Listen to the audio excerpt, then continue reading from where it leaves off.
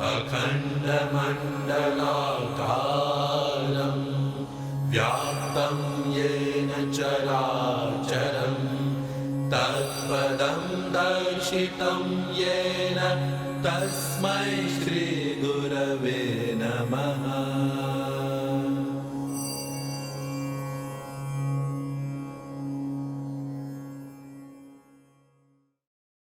मेरे लिए गुरुजी भगवान ही हैं,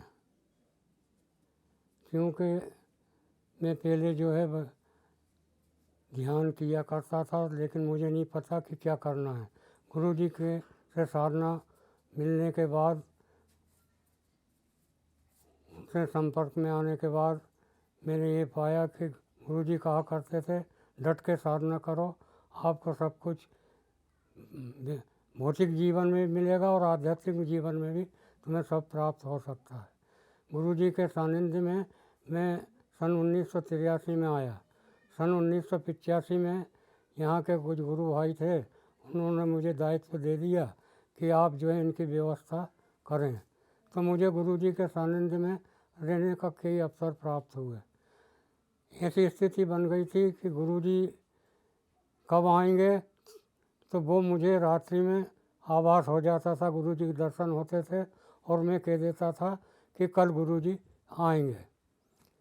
गुरुजी जो है, मैं तो एक साधारण शिक्षक था, लेकिन उनकी बातें जो थी हर क्षेत्र में वो दखल रखते थे और सबको जो है प्रेम से समझाते थे। कोई समस्या भी उनके सामने कुछ नहीं थी। हम लोगों के वो हित चिंतक थे और हमारे को अपने हित की बातें साधना के माध्यम से ही पूरी होने के लिए कहते थे। गुरुजी ने यहाँ खूब संघर्ष किया। वैसे तो उनका जीवन पूरा संघर्षशील था। हमको ये नहीं मालूम था कि गुरुजी इतनी जल्दी चले जाएंगे। उन्होंने हमको जो कुछ भी दिया वो हमारे लिए अमूल्य है। भौतिक क्षेत्र में भी बहुत कुछ प्राप्त हुआ, आध्यात्मिक क्षेत्र में भी हमको बहुत कुछ प्राप्त हुआ है। गुरुजी जो है यात्रा पर ले जाते थे हमको। गुजरात ले गए, राजस्थान ले गए, महाराष्ट्र ले गए, सब दूर ले जा कर के हमको वो व्यवहारिक जीवन जो में क्या करना है वो जो है हमको उनसे प्राप्त हुआ। कैसे बात करना है, कैसे रहना है, कैसे एक दूसरे से व्यवहार करना है, ये बातें हमने गुरुजी से बहुत सीखी। गुरुजी तो हमको जैसे माता पुत्र की रक्षा करती है उसी तरह से हम लोगों को चाहते थे। गुरुजी जो है वो नारियल के तरह थे। जैसे नारियल ऊपर से कठोर होता है और अंदर गिरी वो कितनी अच्छी होती है, इस तरह के थे। जब उन ऐसी स्थिति बन जाती थी तो क्रोध भी करते थे, लेकिन वो क्रोध ऐसा नहीं था कि हमको सुधारने के लिए होता था। और हमारे लिए जो है वो बहुत सी चीज़ें भी रख रहते थे, कहते थे खाओ इन्हें, पी लो। एक बार नेत्र शिविर हुआ तो नेत्र शिविर में डॉक्टर गुप्ता थे, प्रवीर गुप्ता। तो उनके लिए मैंने कहा कि तुम उनको बुला करके लेके आओ। प्रवीर गुप्ता आए, मेरे से बोला कि रामचंद्र तुम जो ये पपीता है, केले हैं, सेब है, इन्हें काट कर इनको खिलाओ। तो प्रवीर गुप्ता ने कहा कि गुरुजी तो जंगल में रहते हैं, इनके पास इतने फल कहाँ से आए। तो गुरुजी ने कहा कि ख्वाजा था अजमेर में, तो वो खाते नहीं थे, वो खिलाते थे लोगों को।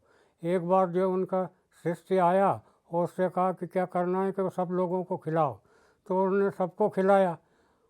अब जब उन एक वर्ष के बाद ख्वाजा वापस आए तो उनसे पूछा कि तुमने तो खिलाया लोगों को, तुमने तो कुछ खाया ही नहीं है।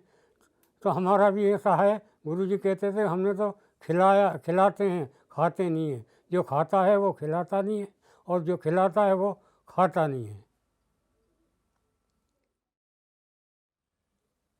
गुरुजी ये कहते थे जीवन तो एक संघर्षशील है, लेकिन हमको जो है साधना करके ही जो है करेंगे डट के तो परमात्मा हमारे लिए भी जो है जो कठिनाई आएगी उसको अपने आप जो है वो दूर करेंगे। गुरुजी का जीवन तो संघर्ष में ही था, एक जगह तो वे रुकते नहीं थे। वे बतलाते थे हम पूरे भारत का हमने भ्रमण किया है और बहुत ऐसी अवस्था में भी वो रहे, ज़्यादा कपड़े उनके होते नहीं थे, बनियान पर और लुंगी लगा कर धोती पहन करके रहते थे, और एक कुर्ता और एक धोती होती थी, वो उसको पहन करके ही कहीं बाहर जाते थे। ज़्यादा उनकी आवश्यकताएं नहीं थी। सामान की जो ज़रूरत पड़ती थी उसके लिए मेरे को गुरु भाइयों ने नियुक्त किया था।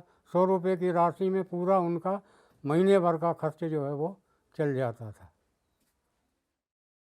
बहुत ही बारीकी से हर एक का को वो पहचान जाते थे।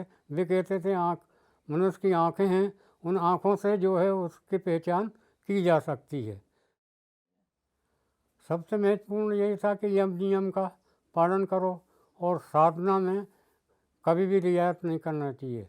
काम आ जाए तो भोजन छोड़ देना चाहिए और काम में लगे रहना चाहिए, ये उनका वो रहता था। तो उनको गुरुजी कहते थे कि दोनों समय साधना में नियमबद्ध समय पर करना चाहिए। जितने लेसन मिले हैं उन लेसन को जो है 2 मिले हैं, 3 मिले हैं, 4 मिले हैं, 6 मिले हैं, तो ये नहीं कि एक लेसन किया और दूसरा छोड़ दिया। एक समय 6 बजे साधना की, दूसरे दिन 7 बजे की, तो ऐसा जो है नहीं होना चाहिए। और साधना में अगर ज़रूरी काम भी आ गया है, समय नहीं मिल रहा है, तो साधना का त्याग नहीं करना चाहिए। उस समय में आप जो है भोजन त्याग सकते हैं और साधना करना आपके लिए आवश्यक है। हम क्या संदेश दें, हम यहाँ पूर्ण हैं तो साधकों को क्या कहें, बल्कि सबको मिल कर के और गुरु जी के बताए हुए मार्ग को चलना चाहिए। यही मेरा साधक भाइयों से, गुरु भाइयों से, गुरु बहनों से कहना है।